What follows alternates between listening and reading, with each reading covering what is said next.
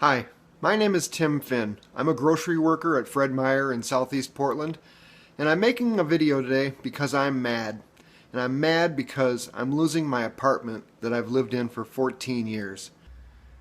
Rents in Portland right now are going up really fast, and mine is going to go up over $100. I can't afford that. So I'm going to have to move into a spare bedroom at a friend's house. And you know, it's pretty bad when you can't afford a studio apartment in one of the cheapest parts of town. I've already lost my car over 10 years ago. I couldn't afford that. And I just feel like I'm working way too hard and going backwards. Things are getting worse instead of better.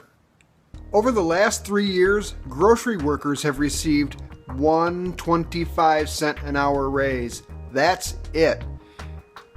Most of us don't get 40 hours a week. You can see how grocery workers have a hard time making a living. Meanwhile, the company I work for, Kroger, is doing fantastic. Record profits, record earnings. The stock is one of the darlings of Wall Street. Our bosses are becoming multimillionaires, and grocery workers are getting further and further behind. But it doesn't have to be this way. When I was a kid back in the 60s, my dad worked retail. He worked at Ludden's Shoe Store in Wellsville, New York. He sold shoes and did a little bit of the bookkeeping there. And you know what? That one income was enough to support his wife, 4 kids. He bought this house you see here. We had a car. I mean, we lived a middle-class lifestyle on one income working retail. And would you like to know how that worked? It worked this way because this is the owner, Leo Ludden. And Leo Ludden knew his employees. He made sure they were well taken care of. I remember in my hometown, he lived in a really nice house, drove a nice car. Everybody knew who that guy was, but they also knew that he took care of his employees. It would have been embarrassing for him to be super rich and treat his people like crap, but that's what happens now. Our employers live thousands of miles away. They never see us and they don't give a damn what happens to us. All they want is money. And you know what? We want some of that money. We earn it, and we need to get some of that money back. If you work for Fred Meyer, this guy here is your boss. It's Rodney McMullen, and he had a really good year this year. He got a $4 million raise to $12.9 million a year. You know what? That works out to be $50,000 a day, what he makes.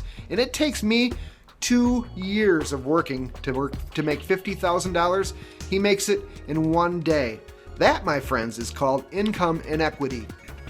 But Mr. McMullen wasn't the only person to get a nice raise.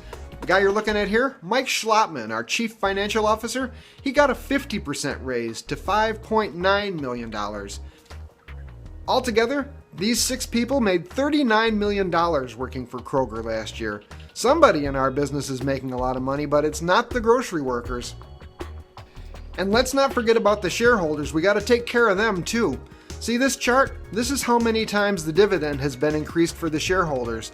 They're taking great care of them, but they're not taking so good care of us.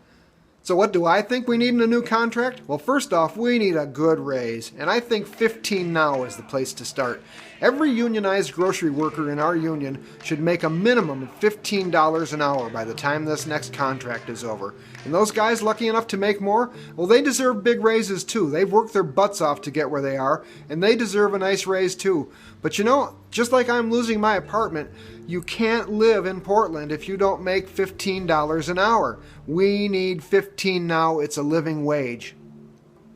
And I'll tell you what else we need. We need full-time jobs. I've worked at Fred Meyer now for 6 years and watched them hire more than 50 people to do the same job I do. 50 part-timers that come and go, that work for a week or a month or 2 months, then they get fired or quit, and I still don't have a full-time job. We need to fight for full-time jobs. You can't make a living if you're not getting 40 hours a week. And you know what? Our schedules need a little work too. We're all over the place, mornings, noons, nights. Let's try to work for stable schedules and full-time work. I don't think that's too much to ask for unionized grocery workers. We deserve a better deal. You know, it's obvious we have some problems that need to be solved, and that's what contracts are for. So we've got to get involved and get active, because when we do, we get a better contract. So please, get involved, get active. It's going to be fun, and we'll make more money.